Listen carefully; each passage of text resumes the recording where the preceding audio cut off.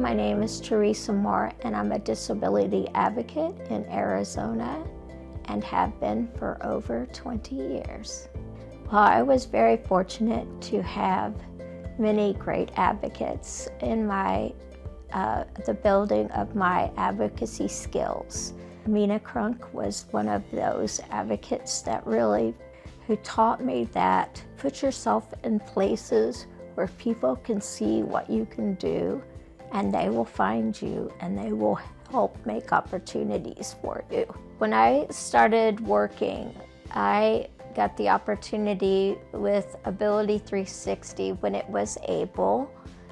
They wanted me to go to a conference. It was called a self-advocacy conference. So I went to the conference hall, and there were people with developmental disabilities just like mine, and they were leading the conference, everything, and they stole my heart. They told their stories about being in institutions and how mistreated they were, and I cried with them and I learned with them. And then there was this part of their conference where people were being elected to serve on their National Board of Self-Advocates Becoming Empowered. And then one of them walked up to me and said, "Hey, you're from a state we've never had on the board before. You should run for vice president or something." And I said, "Me? I don't have anything. I've never been here before." And they're really terrified. She goes, "You're awesome, you're great. I heard you speak." And I went up and I spoke about my passion to bring self-advocates becoming empowered to Arizona. They voted for me and I got in as vice president. And that's how it all began. My step into self-advocacy full-fledged, brought it back to Arizona and started People First of Arizona. And it's been going strong with me and my friend Lynn Black ever since, and it's just had its 27th birthday. People First of Arizona is a self-advocacy group.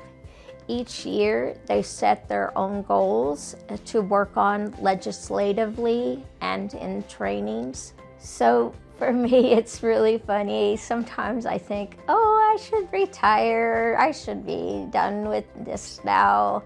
And then I turn on the TV and I said, oh, darn, another day I gotta put working on this. We've gotta tell people, keep them informed.